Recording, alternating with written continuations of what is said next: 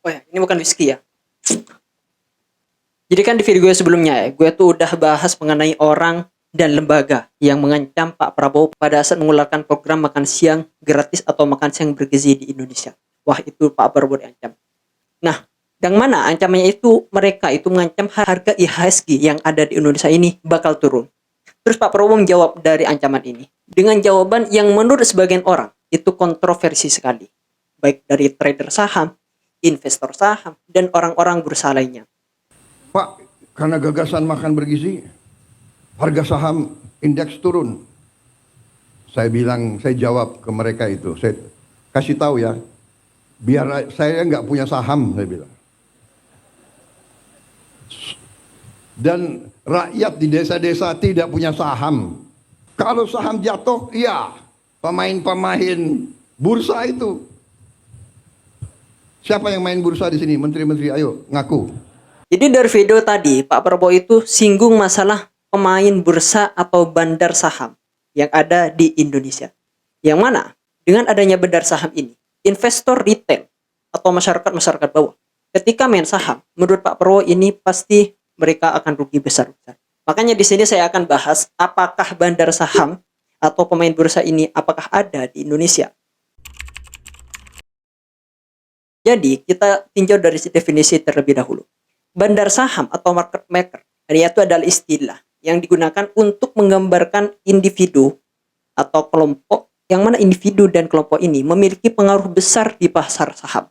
Mereka berperan dalam menciptakan likuiditas di pasar dan seringkali mereka ini menjadi penggerak utama di balik pergerakan candlestick saham itu sendiri. Jadi ketika mereka masuk ke dalam saham perusahaan, maka ini bisa mengalami kenaikan yang sangat signifikan karena kan berlaku juga supply and demand. Ketika mereka memasukkan dana yang besar yang mana demand-nya tinggi, maka supply-nya ini bakal naik harganya.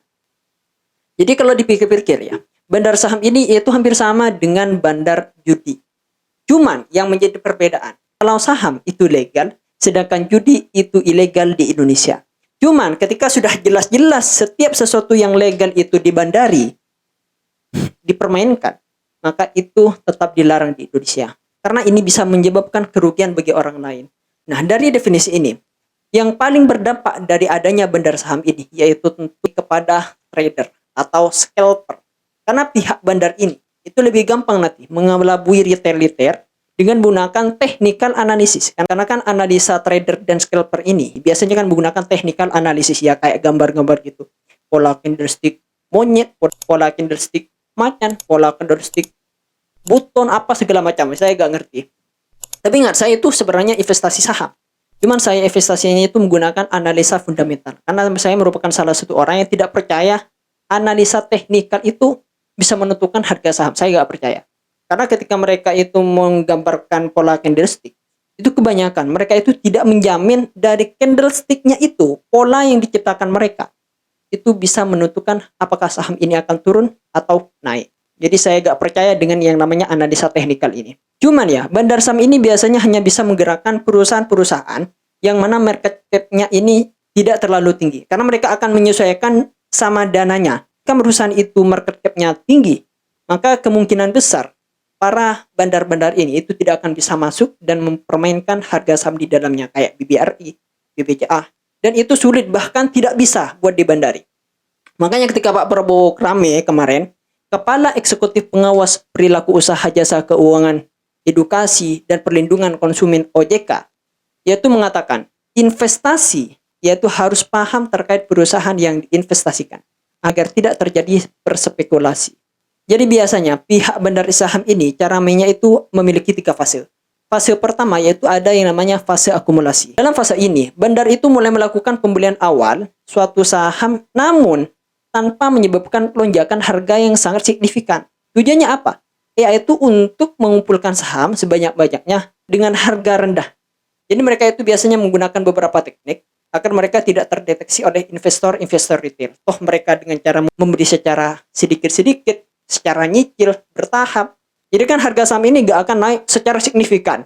Jika misalkan mereka langsung masukkan dana semuanya itu, maka harga ini kan biasanya langsung naik signifikan. Nah ini takutnya para investor retail itu tahu kalau saham ini itu sedang dibandari. Makanya mereka menggunakan teknik menyicil agar mereka para investor retail itu tidak mengetahui apakah saham ini itu sedang dibandari. Nah, kemudian fase yang kedua, setelah fase akumulasi ini sudah terjadi, maka bandar saham ini akan melakukan fase partisipasi.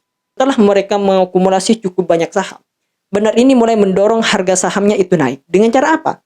Mereka menggunakan berbagai strategi. Salah satunya, mereka itu menyebarkan informasi ke publik kalau saham ini bagus, kalau saham ini akan mengalami kenaikan yang signifikan.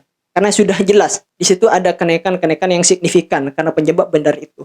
Di mana para investor retail ini ketika melihat, mereka nanti akan FOMO, atau bahkan mereka akan meyakini kalau harga saham ini bakal naik nantinya. Karena melihat histori dari saham itu sendiri, yang mana mengalami kenaikan, padahal itu merupakan kenaikan yang diilusikan oleh bandar saham itu sendiri. Nah, kemudian setelah menyelesaikan fase partisipasi ini, trader saham itu mulai pada fase distribusi. Artinya ketika harga saham ini mencapai tingkat yang diinginkan, karena kan pada saat itu para investor-investor itu kan banyak yang masuk, banyak yang beli, otomatis harga saham ini akan naik. Nah, ketika naik pas puncak-puncaknya, yang kemungkinan nggak akan bisa naik lagi, maka bandar saham ini mulai menjual semua saham mereka secara bertahap.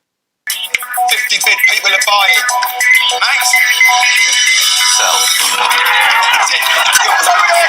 Yours over there. Keep selling it. Give me that. Sell. That's yours. Sell. That's another, mate. That's yours. There's no real what you got. Tujuannya apa? Ya, untuk merealisasikan keuntungan tanpa menyebabkan penurunan yang sangat tajam, yaitu ilusi lagi. Yang mana pada saat itu sudah hangat-hangatnya saham itu, biasanya kan para investor itu biasanya beli. Meskipun pada saat bandar saham ini menjualnya, karena menjualnya secara bertahap, penurunnya ini gak secara signifikan. Biasanya cuma sedikit. Yang mana pada saat itu investor retail itu masuk cuma beli saham yang semua. Ya akhirnya turun sedikit, ya akhirnya boncos deh para retail itu. Kasihan. Jadi saya ulang lagi. Dari beberapa fase ini, investor retail yang terdampak kebanyakan itu para trader atau scalper, yang mana mereka cuma buy sell dalam jangka pendek, baik itu mingguan, harian, atau bahkan ada yang menitan kalau scalper. Sedangkan investor yang jangka panjang, yang mana investasi mereka bulanan bahkan tahunan, ini kurang terdampak. Kenapa? Karena biasanya para bandar ini menggoreng saham itu dalam jangka pendek. Gak mungkin mereka menggoreng saham sehingga beberapa tahun-tahunan, itu gak mungkin. Jadi ketika mereka sedang menggoreng, misalkan bandar saham ini menggoreng secara harian. Nah, investor yang jangka panjang ini aman-aman saja. Meskipun mereka ada penurunan, kan nanti ada kenaikan lagi, penurunan, kenaikan lagi. Tapi ingat ya, ini khusus saham yang bagus ya. Jadi misalkan saham itu udah jelek, mau dibandari atau enggak, para investor biasanya akan boncos biasanya.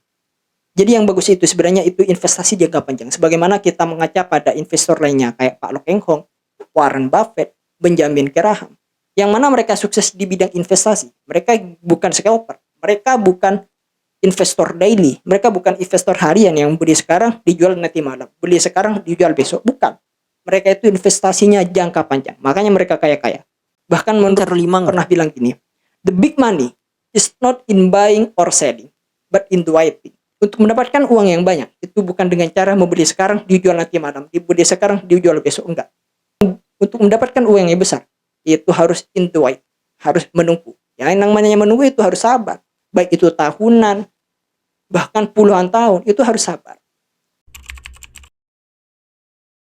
Jadi apa yang disampaikan Pak Prabowo ya pada saat itu, yaitu khusus kepada yang membeli saham perusahaan cuman berdasarkan spekulasi aja.